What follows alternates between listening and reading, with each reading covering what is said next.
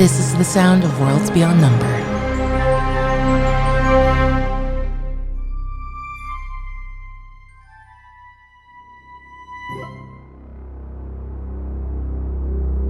The bright light of early afternoon fills the majestic columns, vaunting arches, emerald and cream, tiles of blue and ruby and emerald, the Pyrean dome, 5 thrones, the Archmagi, saber, sand, sorrow, serenity, and silence, smiling at his apprentice Archmage.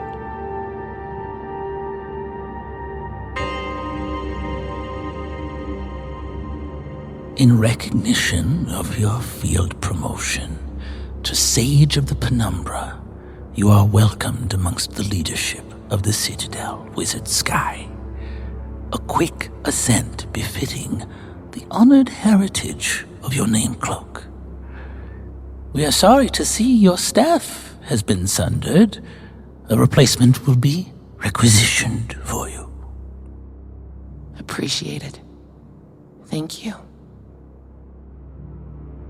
Suvi takes a deep breath. No notes, but even in the brief time she's had to try to organize her thoughts cohesively, it's still the waffling back and forth. She knows and remembers everything that she said she was stepping back from and away from. But at the end of all things, this is my home. I will protect it. I will save it. And I know enough to save it from what I know is coming. And Suvi's hands immediately go to clasp themselves, and you can just see that her thumb is running across the space on her other thumb where her father's ring, where her ring would be. Don't forget the things you put away, but know why you are willing to put them away. Standing a little ways behind you towards the entrance hall is the smiling Wizard Steel, who's brought you here directly from Lucent. She, a little bit impertinently, leans against a column, mostly due to exhaustion rather than irreverence, but is happy as she watches you address the assembled Archmagi. Archmage Silence. Archmagi of the Citadel. My time away from the Arian in Akam and the North Pole and the Shroud Mountains has been both personally illuminating and essential for the preservation of our home as an imminent threat has made itself known. A great spirit who counts among his many appellations, the Man in Black, King of Night, Pilgrim Under Stars, the Stranger, Lucio the Ferryman, has formed a coalition whose goal is to attack and destroy the Citadel, calling it, and I quote, a knife plunged into the heart of the world. The Coven of Elders, whose conclave I attended in the retinue of Ame of Toma, Witch of the World's Heart, has voted 3-2 to join themselves to the Man in Black's crusade. While unanimity would have had a multiplicative effect on the power they would lend, this remains a cause for concern. Other members of this coalition include 2 great spirits, Arima of the Reaching Green and the King of Storms. Their inclusion seems at first glance an act of vengeance for the capture of Naram of the Gentle Sea within the Calabel Notomantic apparatus in Port Talon, given their relation to this great spirit as partner and parent, respectively. It is worth noting that Naram himself is not counted alongside them. Additionally, some unknown but likely sizable amount of the forces of Ruve are aligned to this purpose as well, though I have not yet surmised the connection between the Man in Black and the Dominion. The witches that voted for war on the Citadel are Hekea of the Woodland Green, an ancient and powerful forest witch that formed the coven long ago. Her grudge likely stems from an abundance of nostalgia for the forest that predates the Ursulon desert. Grimoire of the Wild Hunt, the hyper-violent patron witch of predators, and murderer of the wizard's straw. Her potential weak points include her very young apprentice, Aksha, her wolfman spirit paramour Heinroll, and her own impatience. Marara of the Waning Moon, second youngest but physically strangest of the coven, and paramour of the Man in Black. At the conclave, she was shocked to discover that she was also to be destroyed alongside Ame of Toma to preserve the balance of the coven's ability to create a majority vote, meaning her shaken loyalty to her sisters is a potential point of exploitation. Those that voted against war on our home are Ame, the Witch of the World's Heart, and Indri, Witch of the Wind and Stars. It is imperative to note that Indri possesses the ability to bypass our wards and scry directly into the Irian. I witnessed her doing so the night of my name cloaking when she additionally sent a pair of ice fairy spirits to contact Ame directly on Gavriel Court. They spoke of long lancing spells and vexing hexes of old being made many to pierce and plunder through the guises and guile of wizards, and seeing into this hidden place through crystal and through cause. What little I could parse magically at the time placed a star as the scry's point of origin. I apologize for the appearance of withholding this information until now, but I lacked context for the import of the occurrence. Given my subsequent journey to the palace at the North Pole, I've ascertained that her library of stars is the means of her surveillance. The mechanism is devastatingly simple to work, which I managed even in the limited time I had within the library. A little polite giggle from the Archmagi at this last statement. But back to my broader point. I believe that the Man in Black and his retinue's best chance to lay low the Citadel with maximum casualties to both the global population of Citadel-trained wizards and key figures in the Imperial administration would be a surprise ambush during our bicentennial later this year. It would be the highest risk tactically, given the added security protocols we would have in place to support such a gathering and the aggregate strength of the personnel in attendance, but would yield the highest reward if successful.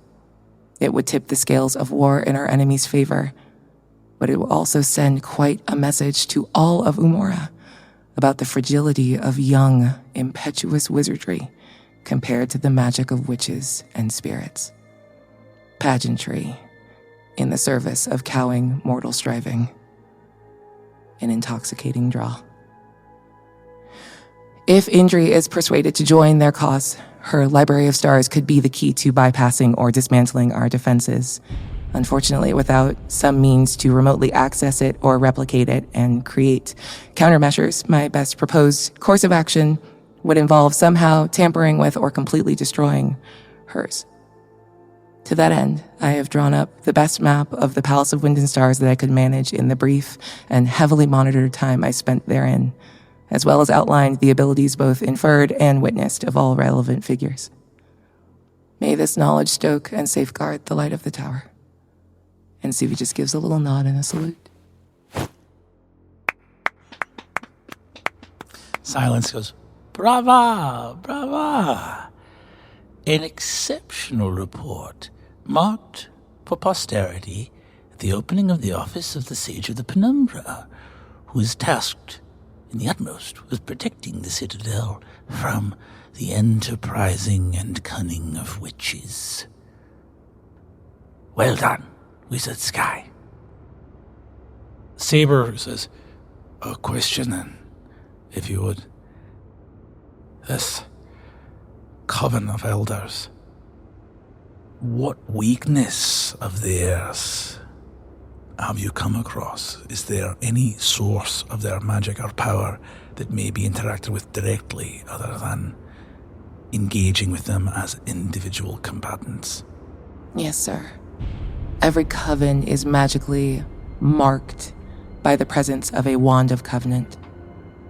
It binds them together, and their rules for the numbers they must maintain is a part of the magic that keeps their coven magically tied and powerful in their agreement and unanimity. The Wand of Covenant. When I departed from the conclave, it was in the top of a tall tower in the Palace of Wind and Stars. I assume it is still there. Saber turns to the Archmagi. Then it is more important than ever that we mount some assault on that frozen north and the witch who lies at the top of our world. You see, Silence nods and says, Archmage Apprentice and Sage of the Penumbra, we thank you for your report in this endeavor. Please turn your attention to the amassing of any information you can give about the nature of this wand, its construction or discovery, as it may hold the key to breaking the Coven's strength without need of individual combat. For indeed, with apprentices, it seems that these witches may be able to repopulate even if defeated hand to hand. Understood. When I was giving information about the Library of Stars, can I make an insight check to see if there was any sort of, reaction to Suvi's discussion of the Library of Stars? Give me an insight check. 13. These Archmagi aren't familiar enough with the details of your mission to know what you're talking about. Nope, that was very good intel. Got it. You suddenly realize the Sword of the Citadel is holding a lot. Oh, that's interesting. Okay. At that, Suvi takes that big, you just gave a big presentation. Yeah, thank you.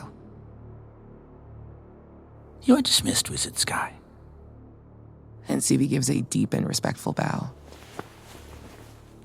As you turn to walk, you see that Steele's smiling at this incredible report that has just given all this wealth of information to the Purian Dome, winks, and flicks something with her thumb to you. Oh, yeah. I'm gonna, do a little, adjustment of clothes to try to hide catching it center mass instead of, looking like she's catching something. Gotcha. In the air. So you just get it to your body. Yeah. Your father's emerald ring lands in your hand. Oh. Hard to throw away. She puts a hand on your shoulder. You knocked him dead, kid. I do feel like everything I said you might already know. Well, no, you told me a bunch of this in Bracken, but it's important to lay it out for them piece by piece by piece. We got the covering up about the stars because you told us that, but the it's all good. Yeah. Everything's good. You see that she starts walking with you through the gardens of Malakanth towards the Tower of the Glove. I have a lot of work I have to go manage following up on these battles, so I'm going to go head off and do that. Go get the curse taken off of your arm. The fuck? Oh, shit. Yeah, I'll go get... I am going to... Also, why aren't you dying of that? Old lady's got some tricks. Okay. Old lady's got some tricks. Okay. Too mean to die. Oh, you haven't seen me be mean. I mean, I think I have. Well, I think me and all of House Rounds. How about it? You see, she looks at you and says, Ame and Ursulon. Where did they head? When did you part ways with them? We got separated in the garrison. And here Suvi gets a little slow and scrambles to editing film to create a truth that cuts out their participation as much as possible. I was moving through the halls, and a shadow jumped out at me. And when I ducked from that, I got arrested. So, somewhere in the garrison.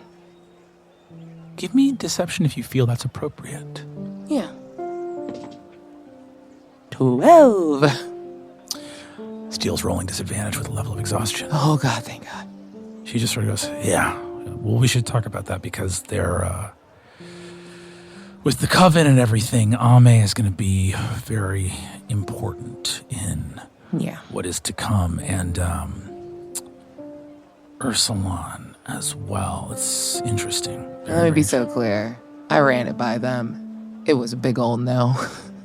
But I know you're not surprised by that. What's a big old no? Oh, their continued assistance. Oh, got it. Yeah. I understand. Hey, real quick, just last question before I let you go off and, again, not go to work. Go get a curse taken off of you. Yeah, for sure. What was Slate gonna do? Oh, arrest them. All right. Give me an insight check. Why worse? 9. Wizard Steel looks at you. Arrest them if she could, but who knows? I didn't know. I didn't know what was. I didn't know you were. I knew you were alive because I saw the flare go up, but I didn't know if you were free or captured, or the Ursulon captured, or Ame captured, the Coven. I didn't know. I didn't know what was going on. Okay. Oh. Wizard Keen. What's his deal? Wizard Keen. I don't know who that is. Who is that? Oh. Just met a weird dude in Bracken. Guild mages are trash. Yeah. He was weird about the prince. At me. Yeah? Yeah. What do you know about the prince? What I know about the prince, I'll never tell. Well, I'm not going to do it. This is my one chance to win this fight. And I'm going to grab her and be like, you tell me if I have a shot. The prince... Oh, if I tell you this... The prince is... the prince was impressed. He likes me. I knew it. There was a moment on the ship. Yeah. All right, go away. They don't marry wizards. And you see that... Okay, I could be the first of a lot of things. She smiles. As she's turning, she says, and he brings you to the Tower of the Glove and just goes, the curse, taking care of business, looking into things, well done in the dome. Get any books. Do get started on work. This is your position. Yeah. It's yours to make what you will. We're counting on you, and it's really you want to hit the ground running. You don't want to get. Don't become one of the hustlers. Don't become one of the people who's making connections with other wizards. Be someone who gets things done. The Archmagi, they're not interested in the people that wheel and deal. They're interested in results. That's who they reward. It's your opportunity to make the most of. This witch war is being put squarely on your plate. I think your ace in the hole here is probably Ame, and I know that she doesn't want to help, but Toma does not have the amenities of the Citadel. If we were to bring her into the fold, there's a world where maybe she's a coven of one. Who knows? Gotcha. Get Yulia to get anything for you. Get your ink demons to get anything for you. Because what I want to remind you of is I'm still cleaning some things up. So I would just stay seated in the tower for the foreseeable future. And just because we've had this problem in the past, I really mean it. Yeah, okay. Okay, I hear you. Is there any way to spare silver? You look at a very tired woman. I know. Please. I am already responsible for the destruction of a wizard. I don't want 2 on my ledger. We have magic. We can take away the conversation and take away him having my name, and it will be fine. We can excise the bad and save the rest of him. He's good. He didn't do anything wrong. Give me an insight check, Suvi. 5. Rolling with disadvantage, Steel rolls in that one. And you look at her face and see her looking horrified as she wonders why you seem so familiar with the magic of modifying memories. Fuck. What do you mean, Suvi? I don't know what happened to me, but I know at some point my memory was modified by magic. I don't know what I lost, but I assume that I agreed to it. The timelines don't work, if that wasn't the case. Steele looks like her bell's rung. She's so tired. Get in the tower. I'll figure everything out. Just get in the tower.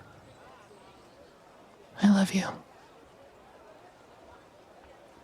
I will not survive another disappointment. And Suvi turns and walks and goes into the tower.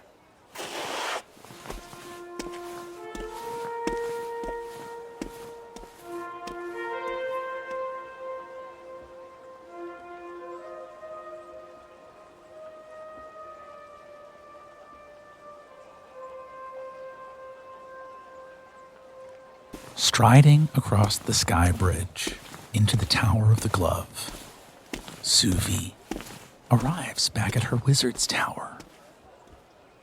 Much changed, I think, since last you were here before boarding the Meridian to fly to the far north. God. Those first few steps in, remembering the emotional sort of timbre that I left in, I peek into the rooms that were assigned to Ame and Ursulon. I had Yulia pack them up immediately. I was mad at the way they left. I understand better now. And it all feels just so big and still unfilled and unfamiliar and really, really lonely. It does not get less lonely as you stand in that feeling. I'm gonna go up to the very top of the tower. My little sanctum, the only room that is warded and locked so that I alone can decide who goes in and out of that place. And just kind of sit in. And knowing that I had just asked to have the illusions taken away, I'm just going to enjoy kind of laying down in the middle of the carpet that still has the stains of Cyril's ink from his poetry. And just look up at the illusory sky and feel how different I feel from the last time I did this. Just a month ago? Yeah. You see your effects have been left in a beautifully carved wooden chair outside of your sanctum. One of which is Vandal's book, his little empty glass bottle next to it there. Oh, that's a thing I can do, or I guess try to. Yeah, I'm gonna go for the book. And I don't want to interact with the rest of my objects because that reminds me too much of that awful interaction with Slate. And go back in. And I know whatever happened in that altercation with Keen and the other guild mages put Vandal into some sort of torpor, but I know if I had my magic back, this would be a simple ritual to bring him back. And I move over to one of my ritual circles. Chalk lines meticulously drawn out when you have plenty of time and you want to make it extra pretty. God, me a month ago. So fussy. still don't know if I can do magic when I try.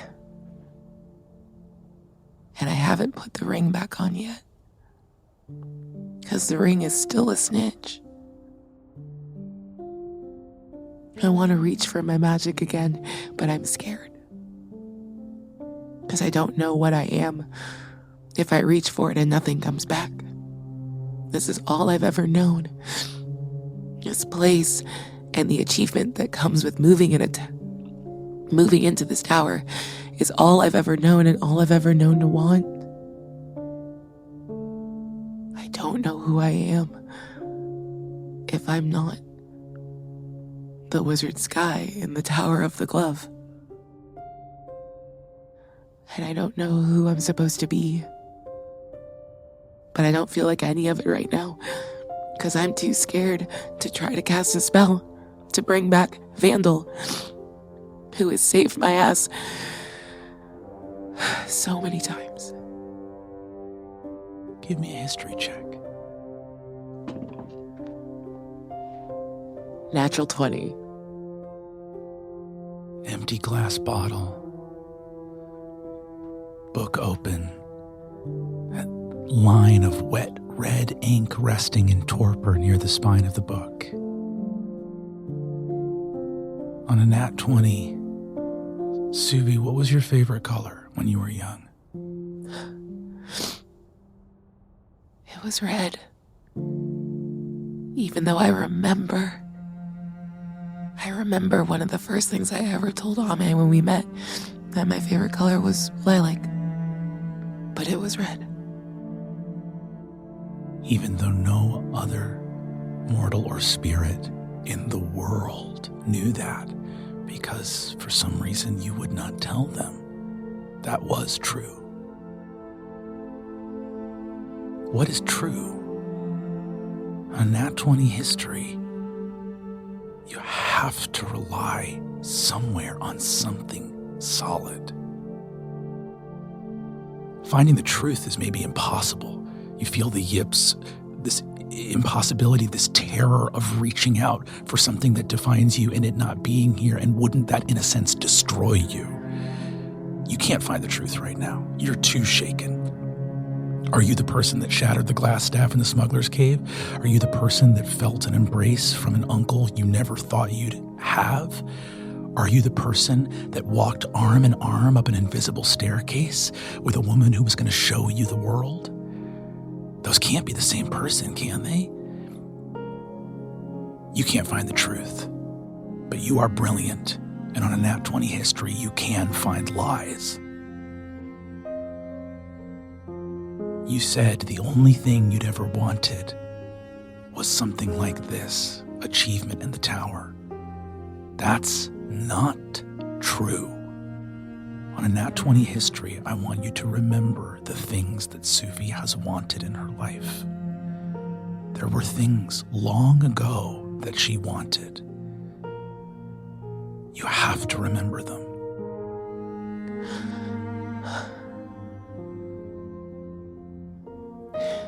I wanted to learn magic.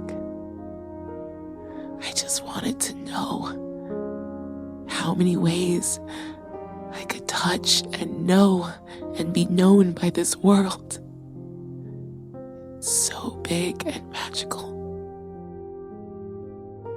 And before I could touch magic and cast it, I wanted to know about the plants, all the trees, all the leaves around in the forest around Grandma Wren's, around Ame's cottage. I wanted to be able to keep my family safe and together. I wanted to play with my friends. I wanted to know magic. I want to know magic because I love magic. I love this world so much, and I want to understand it. And I don't know when I stopped asking any questions and just listened and did what I was told. That's who you were before you stopped asking questions.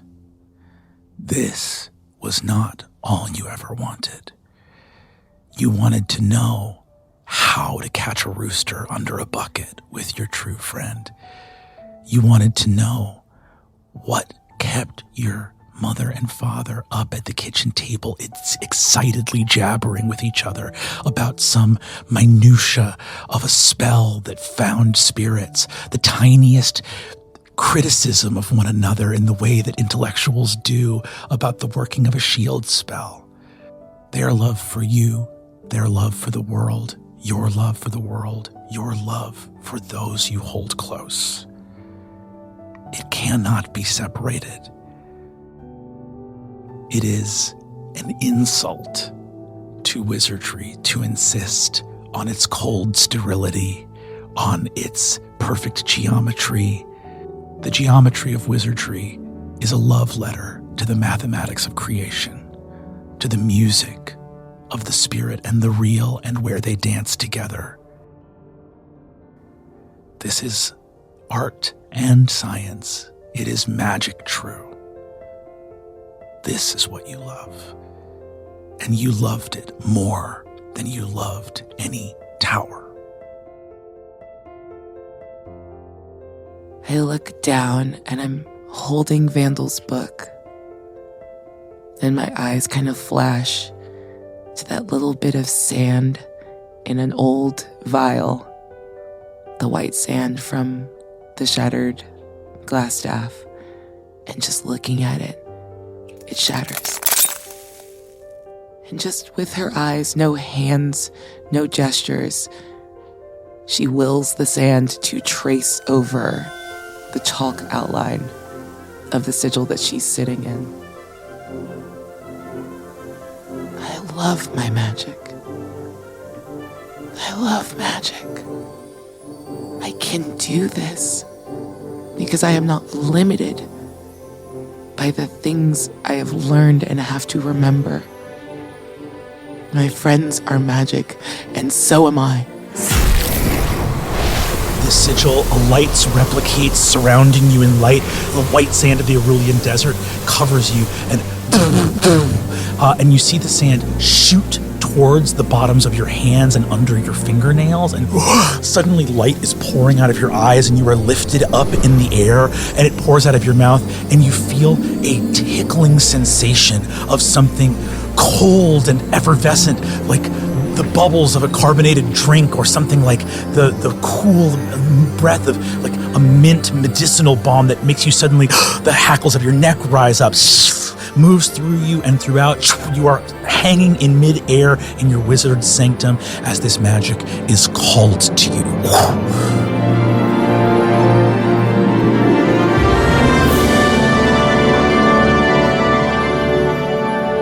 Do you want to level up right now? Let's do it! Fuck yes. You level up to 5th level. In front of you, your own spell book opens wide, and you instantly scribe the rest of Counterspell. As it just starts burbling out of you. It's flow state. You can't help. The writing is effortless, and immediately you need ink. You need ink to finish this writing, and a Vandal pops out of the book, surrounded by glass sand, and begins to bring you, suspended in air, vials of arcane ink from your shelves. Oh, Dick, this is great! I fucking love you. Let's go. I fucking love you! And roars too as lights shine, even in broad daylight. From below, people can see the light of the Tower of the Glove as spells fire off from within in an act of pure discovery, creation, craft, and wizardry. Some time later, having descended from the sudden burst of magic, as you finish transcribing the last, it's so not what was immediately pressing to you, but finishing Counterspell, it's just the first time that you allowed passion to dictate flow state and move you into like, wait, what I love is spells. I think that's what the moment is. Like, Suvi putting that together and finishing and feeling like joyful and in sync with the things that she wants and that she cares about and that she wants to know more about. She thinks one more time back, memory, to the thing she learned a wrong lesson when she was very young.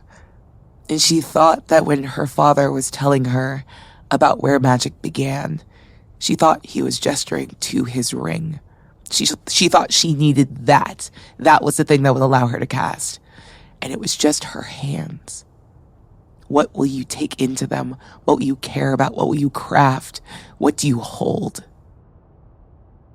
And she looks down at the splotches of ink and looks over at Vandal, and the ink on her hands is red because her favorite color is red. And she thinks of Ame, and she realizes, where the fuck are my friends?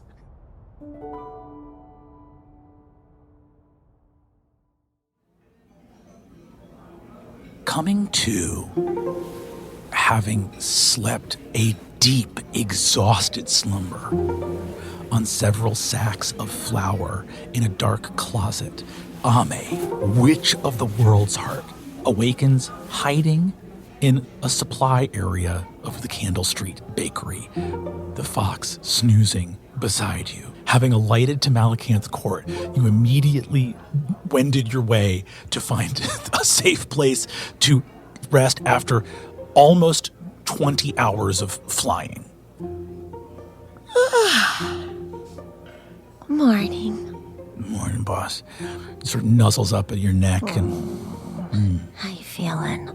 Feeling a little hungry. There's not too much meat around here. I ate a mouse, but that is it. Oh. Oh, like your breath is so great in the morning. Okay, well, let's see if we can rustle up some grub for us. The door opens and Mr. Callum pokes his head in. Hello, Miss Witch. Good to see you again. How was your slumber? Oh, thank you so much for letting us sleep here. Oh, it was a delight. It was a request that I had no idea how to respond to, so I defaulted to the affirmative. Yes, you know, a lot of times they don't make rules until somebody crazy enough to do it does it. Well, I can't report it yet until my shift is done. When's that? In about 6 hours. Oh, okay, well, 6 hours. Great. I hope you enjoy the new berry... The berry tart recipe. Yes, and your little fuzzy friend here, would he like something along the lines of, we have some cured meats? I think he'd appreciate that very much. Those meats will cure me, am I right? Mr. Callum! Mr. Callum! And Mr. Callum turns around and walks off, gets some meat, and tosses it to the fox. So, boss, what's the plan? So, first, I think that we should investigate into what happened to the Artificer Galt. I think we have some time yet before the Epiphany arrives back in Malacanth. Oh, the Epiphany's back. Oh? Yeah, Epiphany's back. Don't worry, I didn't wake you up. What? Okay. I knew you needed your rest. What? When have you ever... Okay, all right, okay, cool. Yeah. Task freaked out. He was freaking out. And I was like, don't you wake her up. Where's Tusk? I don't know. You don't know? Yeah, he was like, ticky, and he was like trying to wake you up, and I was like, get out of here, you bug. I slept through all of it. Okay, thank you so much, Mr. Callum. And I grab my things and I head out, disguising myself once more. Whoa! Where are we going? Can we pick up the scent of Galt again, by the way? Go ahead and give me a survival check for the fox. 16 total. He goes, not Galt, but maybe I got the scent of the guy, the one we followed from Marshmallow Sandwich. Yeah, whoever Marshmallow Sandwich is, I have his scent. I could probably follow him somewhere, but boss, listen. When you charge down a hole, it's not always just rabbits down there. What's the plan if we find where Galt is? Well, Ame rifles around in her bag for a moment and pulls out a sheaf of papers. In the storeroom, she lays out the correspondence she found in Grandmother Wren's cottage after her flight from the Citadel. There's some sort of blueprints or schematics here. I know that whoever Marshmallow Sandwich is or was working for was looking for it. Perhaps that can elucidate a bit? Go ahead and give me investigation or arcana. Ooh. That's a nat 20, baby. Oh my god! Oh my god. You begin to look at the pendant, and you see that these schematics were drawn up in a particular ward of the city. There's one of the courts of the Citadel is called Tuckland, and it is a secretive artificing ward that is not with the general mill production down in Haverward. It looks like these plans were originally drawn up in Tuckland. It's where a lot of theoretical work happens, blueprints, schematics, things that they don't want to leave lying around in Haverward. It looks like Galt, at times, if he drew up these schematics there, as you believe he did, would have been working during that chapter of his life, not in Haverward, but in Tuckland. And you look at the schematics and see that these are copies, and that anyone that would have been able to attach Galt to this project may have been able to pull the originals of this from records, likely in that court. Do I know where the court is? You see that Mr. Callum nearby goes, "Oh, what are you looking for?" Tuckland Court. Tuckland Court. It will be the one of the beautiful bronze and copper with, it will have many various clock towers on it. It's about, I think, 7 courts behind Malacan. Oh, excellent. Thank you. Is there any chance that you wouldn't have to report this? Give me a persuasion check. Perhaps in exchange for a recipe for a glaze for the tart? And that is 21. Ha ha ha! Why, a new recipe? Well, I would love to see a new recipe. All right. And do you produce a recipe for a nice sugar glaze? That's right. As you produce it, you see he says, "Very well. Normally, I am absolutely given to report any strange occurrences in the bakery. However, new recipe research is actually one of my directives, and therefore, this is completely pro forma. Thank you." Absolutely not strange at all, I say, as I finish copying down from memory a beautiful lavender sugar glaze. Gorgeous sugar glaze. So the Fox has the guys sent, and you know the court that you think has some connection to these schematics there. Thank you so much. I appreciate it. Also, can I do a little cursory search for Task, or see if perhaps he's left a note, or... Give me an investigation. 13. It does not appear that Task has left anything here by way of an investigation. Well, I assume that he went to go find Suvi. Oh, okay. Let's chase this down first. Okay, Tuckland. You and the Fox head back out. It is now, having slept, it is getting into the late hours of the afternoon. The sky is darkening a little bit. And you get aboard your Gallithopter with your artificer's gloves and fly all the way back up, because now Malacanth is lowering, so you have to fly up towards Tuckland, which is up near to the height of the Citadel at this moment. I am in the form of a sandy-haired, older man, very gruff and with rough hands. You arrive in Tuckland. Go ahead and give me a survival check. That's another nat 20. Oh my god! That's crazy. Witch of the World's Heart, you are fucking cooking with gas. And you realize you are exactly in Wren's footsteps, a witch who came to the Citadel as a friend many times. As a friend, so that she would be able to come here and occasionally steal, pilfer, and rescue. And as you arrive in Talkland, it is a massive copper court. Pneumatic tubes shooting schematics and missives back and forth, just rife with clock towers. The sounds of ticking make stealth effortless here. There is so much noisy clockwork everywhere. Cuckoo clocks going off all around as you and the fox dive into the shadows and begin to move. Of course, actually, and the fox is in front of you, sort of sniffing away, but you look just like a blonde artificer moving through this space. You arrive at a massive, palatial, very embossed and filigreed. There are like stone flowers and leaves, but it's almost a civic bank-like structure, or like a big civic courthouse with many clock towers above it.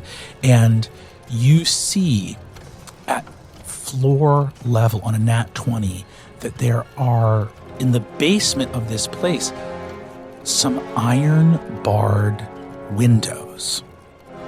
It looks like it might be a courthouse or something like that. Obviously, this is not a long-term prison, but what you suddenly think or realize to yourself, if you were able to follow the marshmallow man, the guards sent here, you see the fox looks up at you and says, "Boss, I'm getting Gult again. He's nearby." All right. He's in the temporary jail. On that nat 20 survival, I'm going to say you realize the reason he's in the temporary jail is not that he's there temporarily. He's in the jail of the building where that has the research. Like, he's being kept here and basically pressed for schematic information review. They've dragged him to a location to squeeze what he knows out of him in a place where that information can go to immediate work. All right, what do the defenses look like in this place? The bars are magically sealed. You see the fox looks at them and goes, "Dang it! If only we knew someone who could break bars or chains or something like that." Ame is going to look around for a door. I'll say on that nat 20 survival, you see that there are a number of shops and places nearby. You see in the middle of a 3-street intersection, so it's like one of those little whimsical 3-part intersections.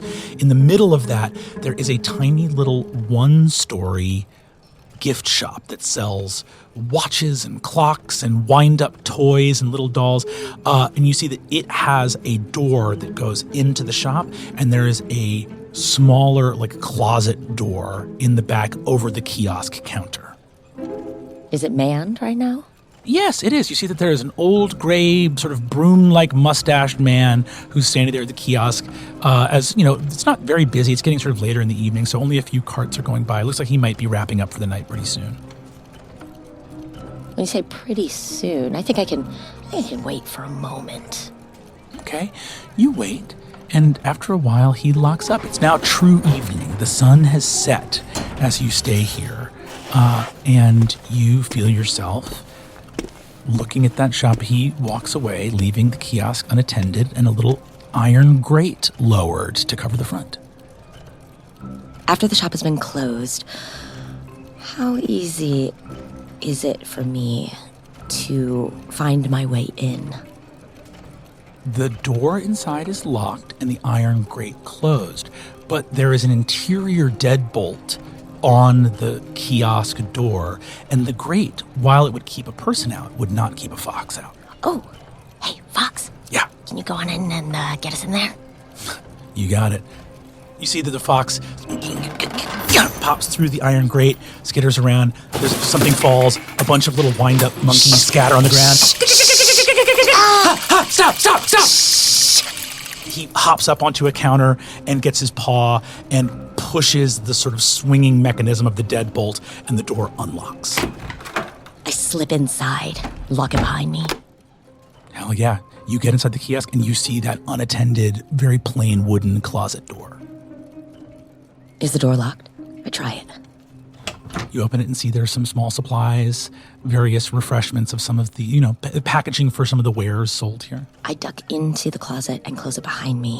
I start taking out the doorknob and replacing it with the doorknobs of common cause. Go ahead and give me a tool proficiency check, and the fox will help you here. Another nat 20.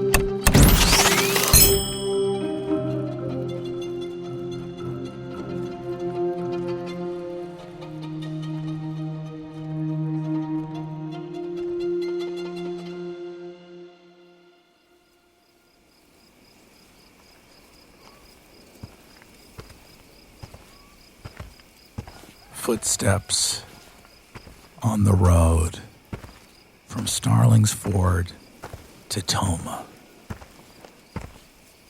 This road has been here for centuries.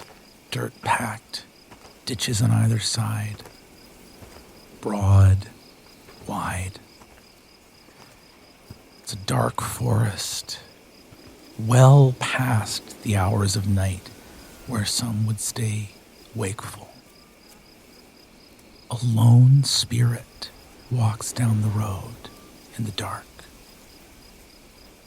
A spirit of freedom, a wild one, an honored friend. How does it feel walking down a road alone at night? How does it feel walking back to the cottage after all that noise and merriment, knowing that there will not be a single waking human waiting there for you? The cottage will be silent when you return. Ursulon's head hangs low as he walks along the road, his eyes fixed on his feet, focusing on his steps, making sure he doesn't fall. As he replays the moments in his head, the man in black on his ferry, Sukurin, bleeding,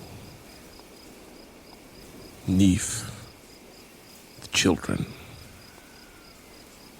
Naram. The moments play and replay. Ursulon lost in thought.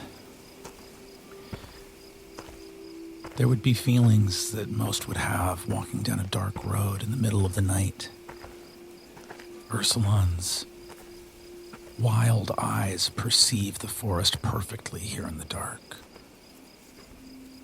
as any nocturnal creature would. You've come down this road before. You came down it as a child. The truth is, for Ursulon, it's usually been safer to walk in the middle of the night. It's a time for spirits, time when humans, their spells and cages are less likely to be out and about.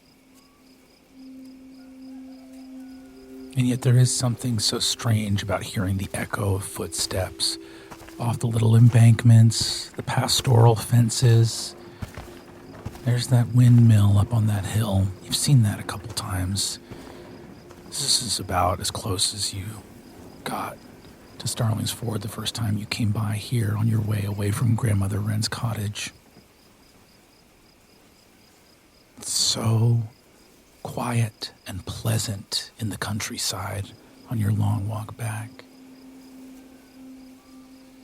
You just saw two great spirits. You just saw a ghost. You just saw those children waving to you with every ounce of gratitude for the spirit that saved them all. Heartbreak, triumph, your quest achieved, and yet new horrors abound. What moments do you come back to over and over again on the long walk to Toma? Ursulon attempts to dwell and focus on the children and Neef being carried away by that wave, headed for Reimer's Bay. But again and again, the memory is muddled and interrupted by the insistence of the man in black that Sir Curran tell Ursulon how he died.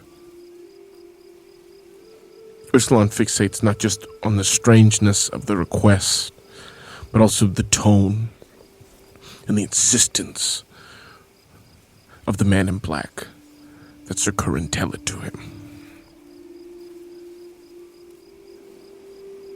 You have to keep going back to that. It is a side of that spirit you had never seen. Orima had clearly kept her word. Naram was ready to answer the call of Wavebreaker. Something made you turn around and go back to Toma, even when the man in black had laid out that he would transport those children home. Something made you turn around. Perhaps it was simply you had grown tired of not staying dedicated to your purpose. You had set out to speak to Orima, and to Orima you would speak. But was there something else?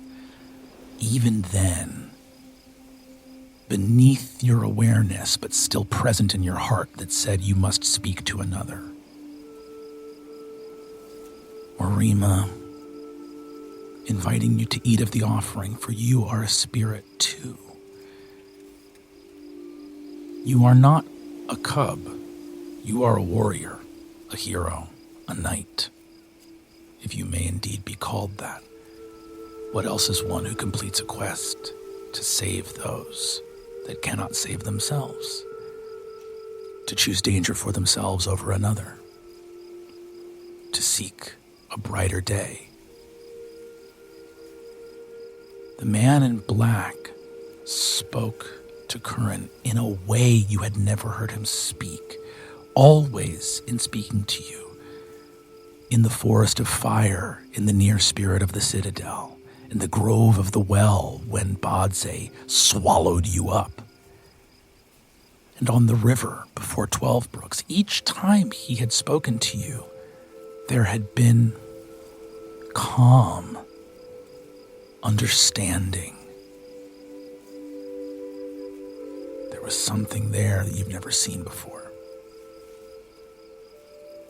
On the long walk back to Toma, I'll allow Ursulon to make 3 separate skill checks as he replays those moments in time.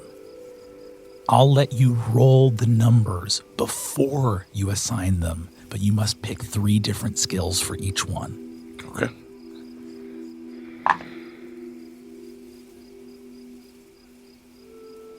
"19 insight, 11 survival, 5 religion."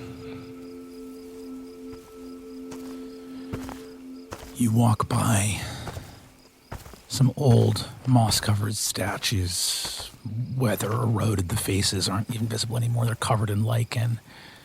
But the statues were of some kind of humanoid figure. On that 5 religion, you just wonder. Man in Black is a great spirit. He is present here in a calm, but he is worshipped by a different name in the Shroud Mountains. It is the rare great spirit that is truly omnipresent. Those chalices on his vest, they even seem to sing his songs in Ruve. On a 5 religion, you don't find any answers, just a vast and mighty spirit. On 11 survival, you look at the road here. What did he say about Ren? Was he trapped on this road? You start to piece something together, like you're tracking some prey somewhere. Because he did, right? He tried to kill Ren. He said it was desperate. But you know what attacking a witch can do. Was there something Ren could do to him as a result of his effort to strike her down? Was he trapped? Why did Ren tell Suvi never to set a foot on the road? Why was it Suvi's foot that mattered? What is it about her and her alone that was the thing Ren couldn't stop? You don't have answers there either, but you know that there's a trail.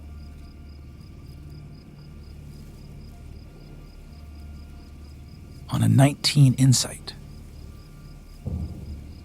why does Ursulon think the man in black spoke the way he did? It was different. How? What was different about it? You know it was different, but what did you hear in his voice at the river?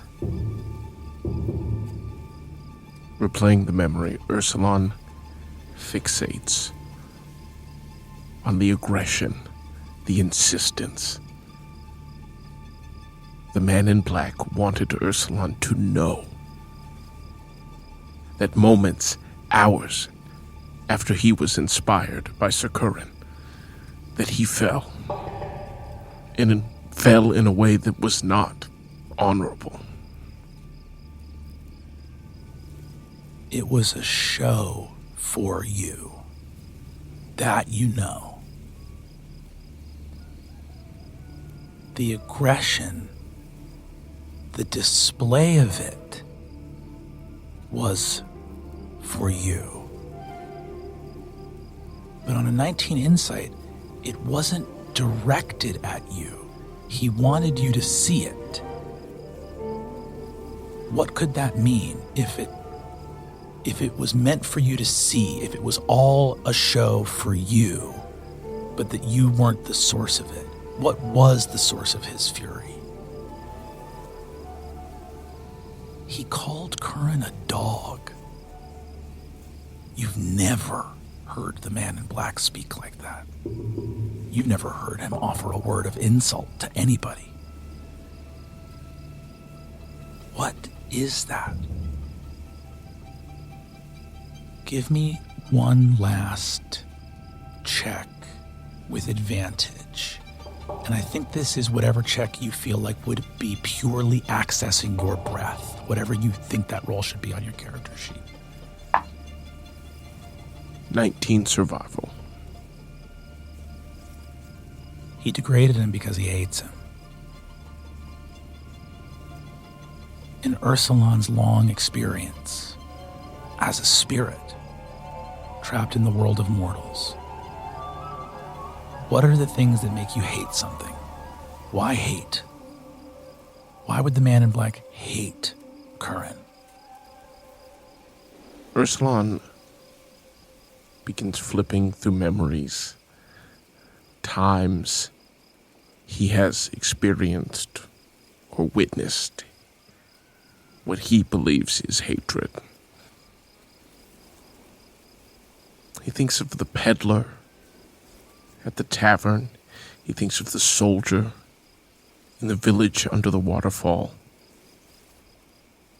He thinks of the citadel and the Kassoff collection.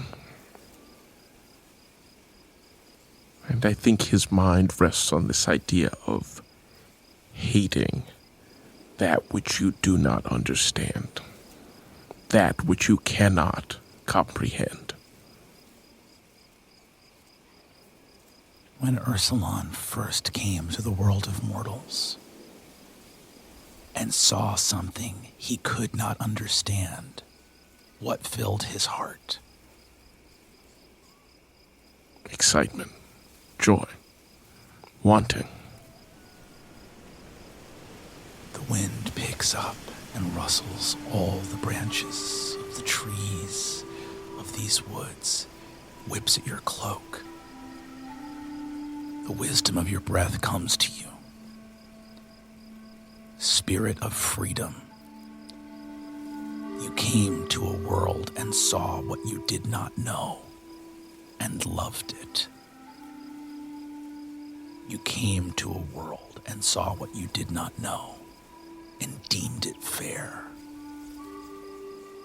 You were wild of the woods, so far from the world of mortals, and you came and saw what was good and true and noble, and though it cost you your home and way-shadowed you in long years of heartbreak and sorrow, always within you, your breath rested on what was good here.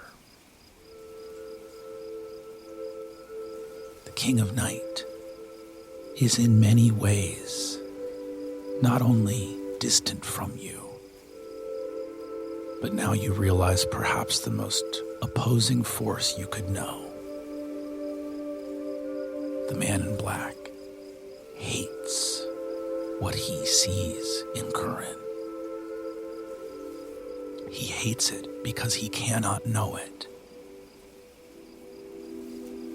And in this moment, you know the truth.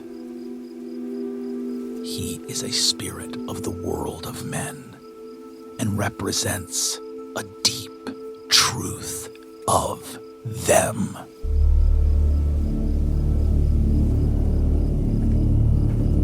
The cottage comes into view. What do you do as you approach? Ursulon stops a moment to raise his head from his boots in the road to the stars, taking in the beauty of the night sky. Looks down again at the cottage, begins walking, and that walk becomes a run. That run becomes him on all fours, charging to the home.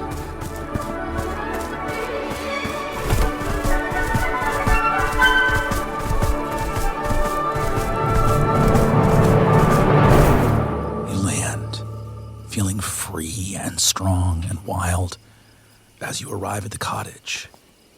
At the front door, that door you walked in all those years ago. Opening the door to step inside, to fill your belly with some food after the long travel. You hear another door open up just beyond in the hallway. Erica, you want to come on in? Oh, hello. Hello. Oh, look at that. We're back. We're back, baby. Look at that. No more of this solo shit. No more of all this solo No more shit. contemplating the stars by my damn I self. was so lonely. I know, we did so many episodes of all of us solo. Ursulon, you step into the quiet cottage. You don't see Dalma or the spirits. It seems the spirits might have returned to their shrines and places because Neef is no longer here. So There's no mortals, so they're just in their spiritual forms. And just the buzzing, the bees are quiet. It's nighttime. The goats are in the shed. You see Hana Mohe's up on his pole. It is a place, a time of rest here. But as you walk in, there's nothing light lit. The cottage is perfectly dark because no one has had a fire going or anything. But as you walk in, the door in the hallway closet opens and... Hello? Hello? Ame. Ursulon! I'm gonna run to hug Ame. Where is Suvi? Are you... the fox rushes in and rushes to the kitchen and starts scarfing down some cream. Where is everyone? It's so dark in here. Yes, everyone is gone. Neef. I snap my fingers and lights go on. Little fire in the hearth and some candles in the kitchen. Where's Neef? Neef has taken the children to Verak on Reimers Bay. Neef Yes. took the children? Yes, Neef is Neef now has a familiar. What? Yes, and a hat. Wow, she's a real witch. Yes, very much so. Oh, that's wonderful. Are you okay? I'm I mean, it's been quite a few days, but the children are safe and on their way. I sought help to return the children from the man in black. As he has been a friend and kind to me in times before. However, not in this case. a friend to you in past, okay? And he was not a friend to you this time, is the important part. Yes, I do believe he understood what I was asking for, and yet hoped to use the children to serve his own aims. But of course you didn't allow that. No, and I fought his champion, His... Sir Curran of the Hawthorn. Immediately, Ame, you are filled with a rush of the whispering of wind on the branches. You hear chimes outside going in the breeze and the water, and all of the landscape of Toma tells you that quite near to here, a spirit of the dead walked this place. A ghost. A ghost. You fought the knight who I chased into this world. Oh, Ursulon. Ame tightens her hug.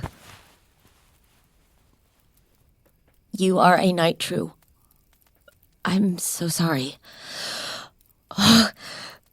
And you're all right? I am. Physically, you're all right, at least? For the most part, yes. Oh. And I think I have a great deal to share with you about where I'm going and what I think I can do next. And but I also, Naram, I could not stop the man in black and Sir Curran alone. And Naram interceded at great cost to himself. Oh. And he is the one who is seeing the children home safely. And he will see me to Gauthmai, to be with Kalaya. Oh, wonderful. I had been, well, in light of this, I was hoping to borrow your assistance in a bit of a prison break. Not Suvi. I still haven't found Suvi yet, but a true friend of Grandma Wren's. But I Where? The fox looks up with a mouthful of cream. Like 80 feet that way through the closet. I understand. We're in the Citadel. The Citadel. Yes. Oh, yeah, through that door's the Citadel. I hope no one comes to that kiosk. That'd be so bad. Kiosk? Yes, the gift shop. Let's attend to your wounds quickly. And so as I go, start rummaging around in cupboards, pulling poultices and salves and powders, I fill him in on everything that I'd done so far. Yes, and then we stole the papers from a clam cellar, and then we went into Haverword, and then I disguised myself and went to Hannah, and then Golt. And, Yes. And I update him up until I walk through the door. Yeah, and honestly, Ursulon, as Ame's getting stuff and heals, are you going to cast Cure Wounds? Yes, cure wounds. Give me a medicine check, by the way, here. 12. As you rush in and begin to sort of affix the medicine to Ursulon, Ursulon, you can feel the wound healing back. Go ahead and roll, and let me know if you are able to heal all the damage. There will be an additional effect. 8 points is the total. Cool. So you need to get at least 8 points healed in this spell to achieve an additional effect. That's a 7 on the die. Let's go. As you are healed by that potent spell and that medicine check from Ame, your attunement to Wavebreaker is restored. You can feel, even mentioning Naram, that like your feeling of attachment to that blade comes back to you in this moment. Peeking your head out, go ahead and give me a perception check. Nat 1. Looks crazy out there. It's noisy. There's a lot of clocks. Where in the Citadel is this? Oh, it's a Talkland Court. It's sort of an artificer's. Well, we're near the courthouse, and I think that Golt, the artificer, is being held there in order to extract information from him about something about Suvi's pendant. Makes sense. You've said that the sapphire was crafted with Grandmother Wren. Yes, Grandmother Wren and Stone, and with Golt's help in procuring the sapphire, And I suppose he was picked up shortly after we visited him. Understood. I can help you in this, Ame. Okay. Do we know, or do you understand the nature of Suvi's dilemma? Or where she rests after all this? Not yet, and I have lost track of Task. I think the Epiphany has landed again, and Task has gone to find Suvi. Hopefully he'll find us again to try and tell us her whereabouts. Okay. We can talk more later, but the man in black, he had offered you the sword. Yes. Some sort of prophecy in the spirit world. And he chose Sir Curran instead. The ghost of Sir Curran. It seems it must be the son of a great bear. Oh. Ugh, prophecies. It seems like some sort of a cruel needling for him to do such a thing.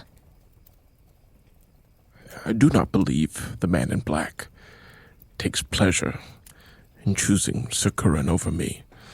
Though I do believe, in our meeting, mine and Sir Curran's destinies were intertwined forever. Oof. And you're saying that Naram is going to take you to Kalaya's? Yes. He will send an emissary or a messenger in some days' time. Okay. So we have some time? Yeah. Well, I'll leave a note anyway, and I'm gonna. I think I'll just leave a note. Great. Fully, just leave a note and say that we are nearby and shall return shortly. You leave the note on the kitchen counter. You stand in the hallway of the cottage of the Witch of the World's Heart, looking through the closet door to the interior of a gift shop, an iron grate, and see the sky of the Ursulon desert on the horizon. As I step through, once again, my disguise shifts me a little taller, a little wider, and sandy hair. Don't be alarmed, it's a disguise. We're doing disguises then. Ursulon is going to step through and resume his glamour.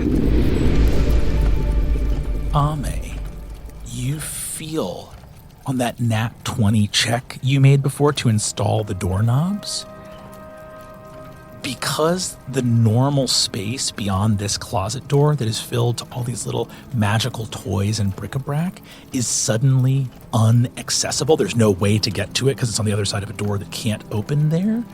The minute you install the knocker, and there is suddenly a way to open that, there is a weird warping of extra-dimensional space as you open the door, and a bunch of tiny little monkey toys, like wind-up monkey toys, just all shoot through the door into your satchel, and the space around the echo, you hear a rushing of water under the cottage, and the tiny little monkey toys all go, and sorry. You see the fox goes, these guys are tickling me. And you can add a bunch of wind-up magic animated monkey toys to your inventory. Yes! Hell yeah. Thank you, Hell yeah. Brandon. Ursulon, once having passed through the door, is going to turn to Ame. Ame, are we entering the jail soon, or is there some sort of observation element you're hoping to include? The fox had a nat 20 survival to track him. Yes. You know the exact window that you believe Gult is in. Oh, no. Actually, no. This is going to be pretty simple. We know exactly which window he's in, and I just need the bars to be cut. Understood. Thank you. I'm going to need both of you to give me a stealth check as you approach the courthouse. Ursulon is going to attempt to again call the shadows to our side and see if they respond. How does Ursulon feel as he calls on the shadows? I think Ursulon has a moment of wondering if the gifts given to him by the man in black, he should abandon those, because they are now truly foes. Can I do an insight check? Sure. 18. What does Ame see on an 18? I think Ame sees Ursulon conflicted. I think there is a part of Ursulon that admits that the man in black is truly his foe, and that using the powers and gifts that were given to him by the enemy means that those gifts and powers should be rejected. And conflicting those feelings is a sense that maybe this cause is not lost, and that perhaps someday that foe could be made friend, and that these gifts could be worth having. Seeing the conflict that Ursulon feels in calling shadows, are you hurting anyone by using these resources that seem so dark? I mean, I do not believe so. Then I say that, once a gift is given, it is yours. Ursulon calls the shadows to our aid. As you call them, you remember that they follow the command of the King of Night. And what you can see is that the King of Night has not ordered them otherwise. The shadows move to your call. Whatever there is to be said about the events of this past night, the man in black knew your intention to save those children by bringing them to their families in Reimer's Bay. But what he did was adhere to your word, which was simply to bring them home. He seemed happy to give that his own meaning. A sword cuts both ways. You can hold the King of Night to his word. You walk unseen in shadows. Give me the stealth check. 16. Plus 10 for 26? Yes. 28. You guys are gone. You walk through Talkland. The clock's ticking. Your sound's so muffled. You're also rolling with advantage from your boots. So Oh, you're wow. Oh, yeah. That's a 33. 33. Shadows. Ursulon, you are a spirit fully possessed of your breath. Ame, you are a witch with a flying broom. You walk through shadows. The fox ahead points out to a set of bars. You look down, completely sure that you are settled and fine. Ame, do you leave you had the brass knocker up on the doorknob. You look down and see in chains is Gult. The issues that face you, solid iron bars, also with an arcane lock upon them. So there's a spell across the iron bars as well. And then through the narrow window opening, you see that Gult is also chained with similar arcane manacles on the other side. Ursulon is going to gently remove Wavebreaker to dispel the magic on the iron bars. Holding the sword of the Wave Lord aloft, you hear the crashing of a wave, and the magic leaves the bars. Second level arcane lock, dispelled with no need for a roll. Yes. Now the bars need to be removed so that we can get through. Yeah. Ursulon is going to put hands on them and give them just a good nudge. Give me an athletics check. Strongest man in Silvery. We'll see. And Arme, if you want to give a help action, you can do so. Absolutely. Just put your back into it. Yeah. Wow. All right, here you go. Rolling with advantage. Natural 20. Let's fucking go! We're wrapping the story up, baby! As Ame gets behind you, you have unveiled so much of the truth of this world. You've called the shadows to you. You've seized your breath. As you reach down, Ursulon, are you the strongest man in Silvery? It has been said. Boom! Surrounded by shadows, covered by the ticking of clocks, you kick the bars in. Oh shit, kick? Or like push them, nudge. Push them in. Ursulon, I will allow you to receive in this moment, on this nat 20 strength check, you can either take a boon from me as the DM as you embrace your breath, or you can renew the dispel on Wavebreaker. I will renew the dispel on Wavebreaker. Boom, there it goes. You kick in, and both of you can squeeze into the room as Gult alone. I'm gonna die. I drop my disguise. Gult, it's us. Oh, Bear, Ami. Yes. Oh God. Well, what? Shh. We're here to get you out.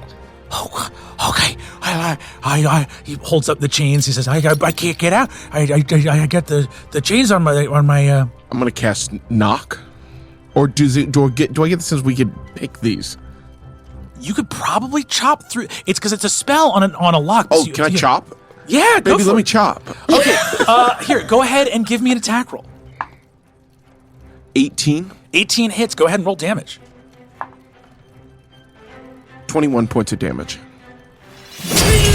The links of the chains shatter as the spirit of freedom unbinds Gult. He has both manacles around his wrist with that spell still on them, but the chains are severed. So there's a few links on the end of each chain around his manacles.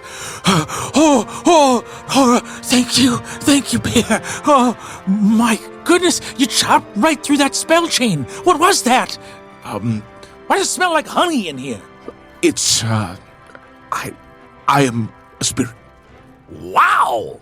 Yes. All right, let's get out of here.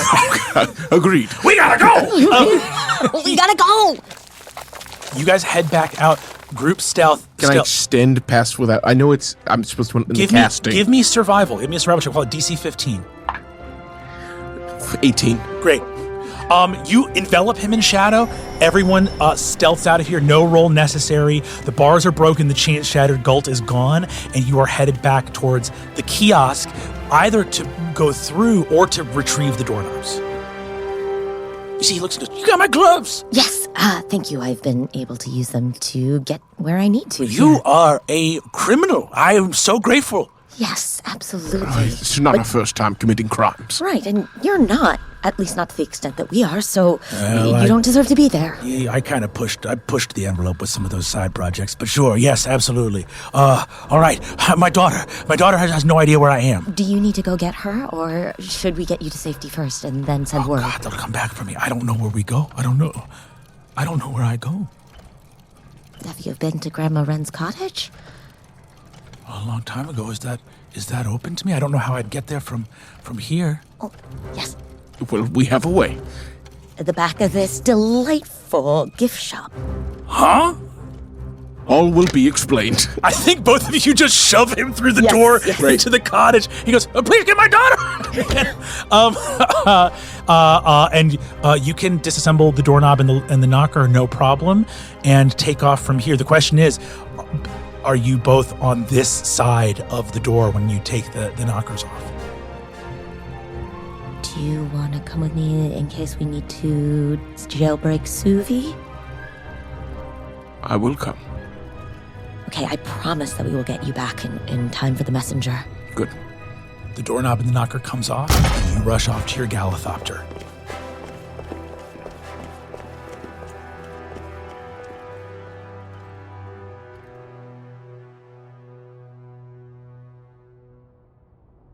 In beautiful, flowing red ink, Sovereign Ked Baraket, Archmage Apprentice, Wizard Sky finishes the final marginalia, putting her own touches and improvements on, shall we say, the base, crass edition of a classic counterspelling measure taken from a spellbook of a Guildmage of the Glass Coronet.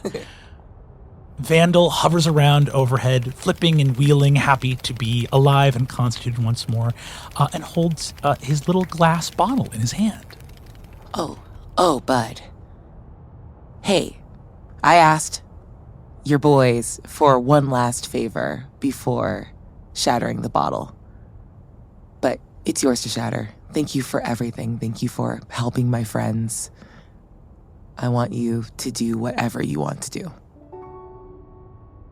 His gaze softens, and he holds his little bottle in his hand.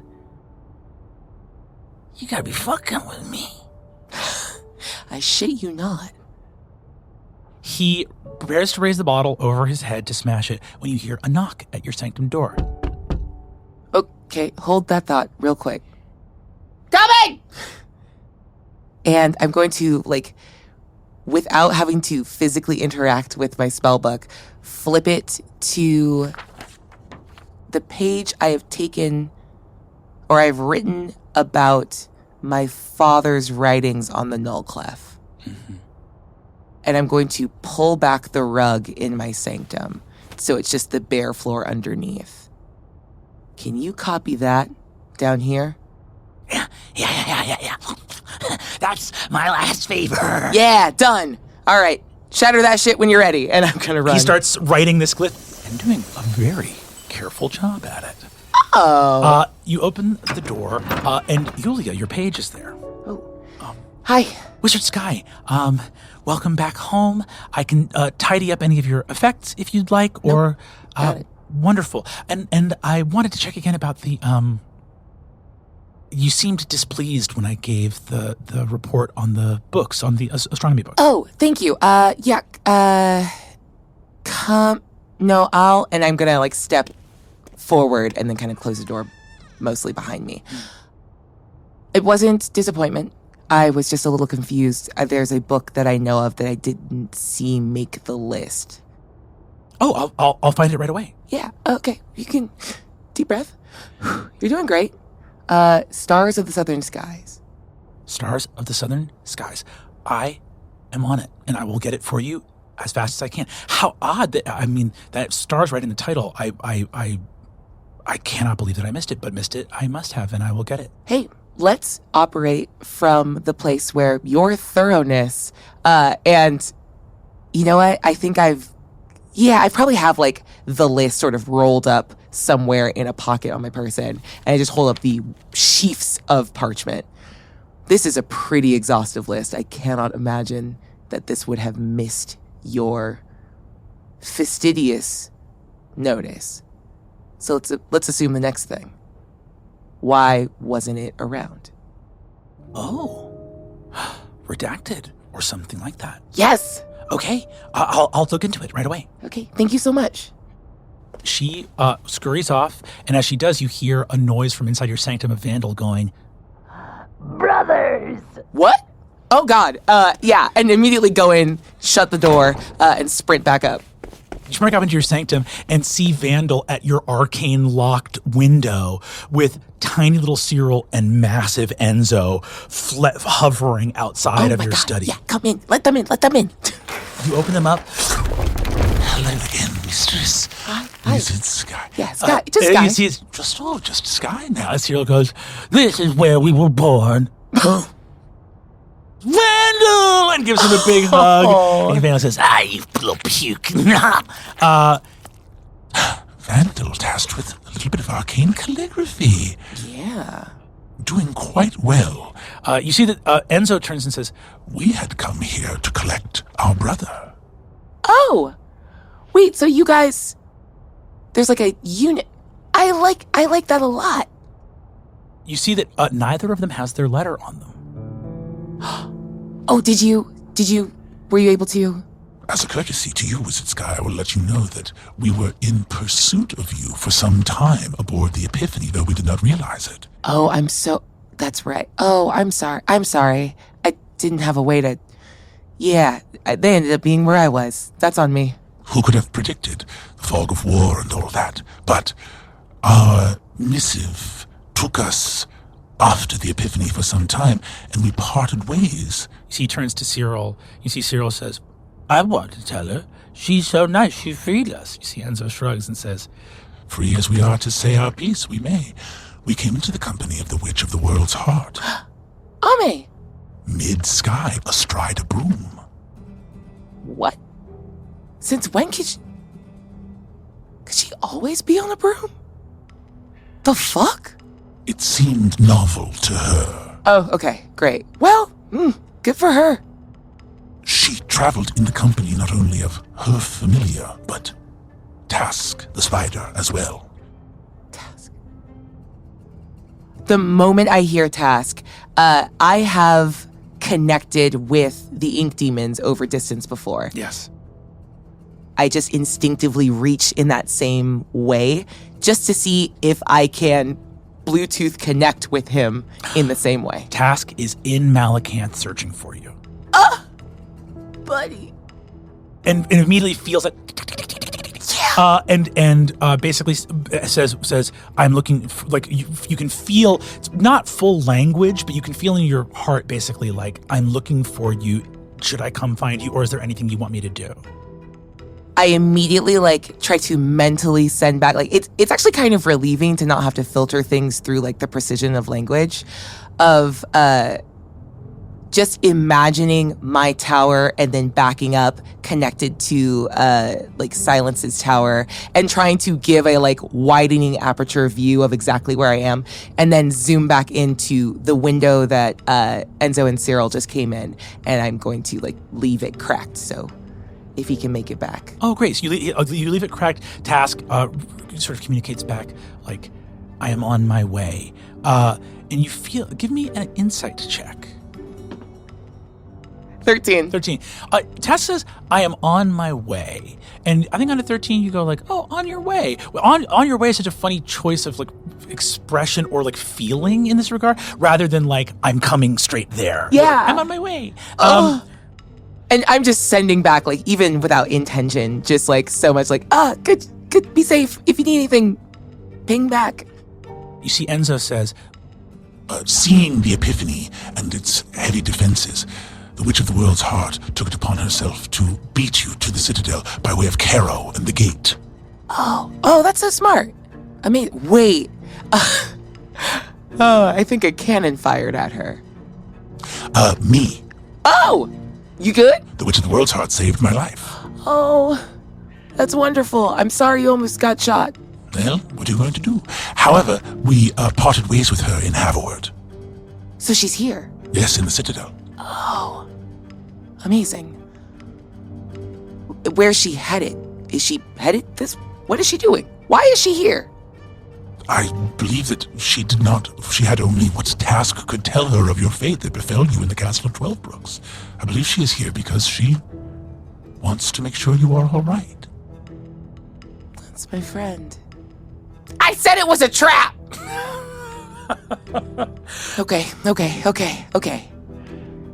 Do you have... I'm so sorry. Thank you for delivering the letters. The letters are delivered? The letters are delivered, it is true. Cyril looks to you and says, I delivered my letter to the Wizard Sworn. He read it at once and departed for the court of Gavriel. Why? Did he say anything to you? He thanked me for my service and said something about needing a drink.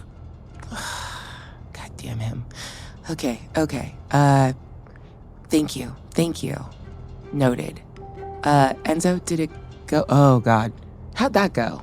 Enzo turns and says, More strange than my companions was my encounter with the Wizard Silver. I deemed it best to give the missive to him in a time of privacy, and did not arrive upon him in a time of privacy. He was in hushed conversation, tense in nature, with the Wizard Slate, outside of his home near Alabast Hall. Today, following the docking of the Epiphany. The conversation was tense, and at a certain point, the Wizard Slate laid a hand on him in, I think, what I would say, an aggressive manner. what? I gave the message to the Wizard Silver, handed it to him, and he would not take it. So I inserted it into his coat and asked him to acknowledge its receipt, which he would not. Did it seem like he just didn't want to take it, or that he couldn't take it? It is very challenging for me to say. He observed my approach, making contact with my eyes, and I thought would recognize me given the role that all of us played in his rescue from Abyssin. He made no verbal remark to me of any kind, and as I offered the missive, he would not extend a hand to take it, but neither did he prevent me from placing it into the inside pocket of his robes. I said that my business was done, and if he disagreed, he should make some remark of it. Making no remark, I considered my business concluded and flew to recover my brother and now Vandal. That's strange. Okay, thank you. Thank you. One last thing. Is there anything I can offer you in order to ask you one more favor? Do you like money? No. Yeah, okay. I like words. I have books. I'll take them. And Suvi's going to gesture to like the prize of her collection, not just books that she's checked out, but like anything precious that she's found a way to collect over the years. Take your pick. Thank you. What favor would you ask in exchange? Can you find Ame, if she's still here, and tell her to come to the tower? The Tower of the Glove? Yes. Yes.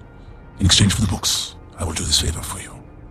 Thank you. And she's gonna reach forward and like put her hands on his shoulders. Mm-hmm. Thank you. That non-detection protected things that are so precious to me. I didn't know what I would do. Thank you.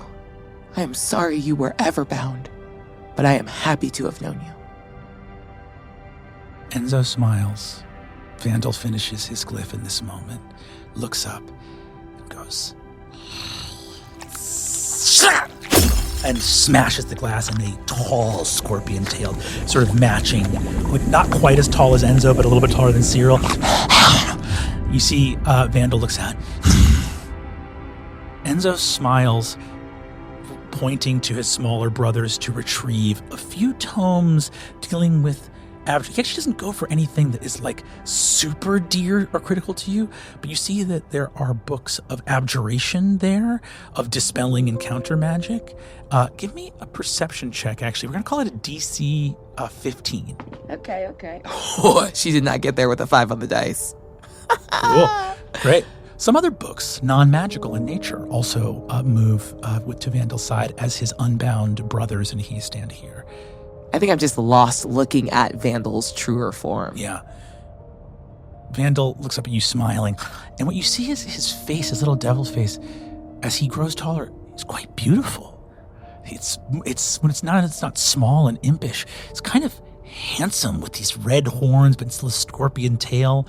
And you see that he smiles and chatters, and Enzo turns to look at you with these books assembled. He and his two brothers, now with this repository of knowledge, who you see with everything you've seen in Lucent. You see these three brothers who seem to be the exact opposite, in that the great imagination of wizards to concoct spirits of their own, and these spirits were born completely naturally, as if to show that wizardry has always had a part true in the world of spirits. It is my dearest hope, Wizard Sky, that you live a life as free as the one you have given to us. Away, brothers! I'm gonna go try to tackle Vandal on the way out. And just blotches of red ink all over you. Get the fuck off me! Nope. And try to pin him down and just go, hey, thank you for everything. And I'm gonna come up with newer, crazier curse words. For you. And you see that he whispers something in your ear, and you see profanity, vulgarity, something from the dawn of time. but you see the very first person in the wild woods of Umora in the early days of mortals walking under spirits. And you see one of the first acts of wizardry as this mortal stubs their foot upon a stone and calls out a word that makes the injury hurt less.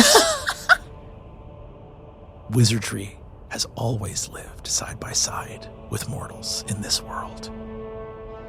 Words and language have a power all their own. And I'm going to cast Protection from Evil and Good on Vandal. He gives you a kiss, can't help himself, licks your cheek a bit. Hey! Weird energy. It's weird that you're hot now. All right. Out the window he goes. As the ink demons rush away, you stand there wondering what you have heard and what it can mean. Triumph, joy, your library, the books away. Take a moment knowing that they are going to go speak to Ame.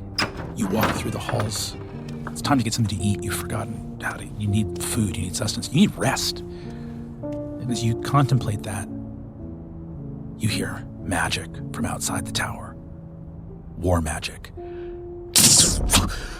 The firing of Ursulon bolts. Screams. I sprint to the window. You arrive at the window. Flashes of magic everywhere. A crowd gathered outside of Silence's tower. Silence has collapsed on the ground. Injured, being held by wizards calling for a doctor as he clutches a wound at his side.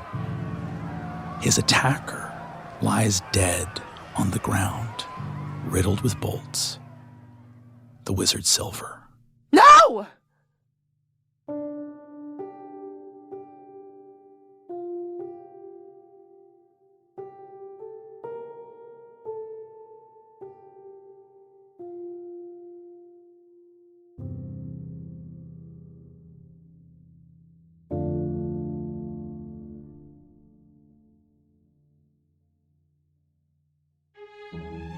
That was Lou Wilson as Ursulon, Erika Ishii as Ame, Abria Iyengar as Suvi, and Brennan Lee Mulligan as everyone and everything else. Worlds Beyond Numbered is edited, designed, and scored by Taylor Moore at Fortunate Horse, with additional sound design from Michael Gelfi Studios. For even more like this, join us on our Patreon.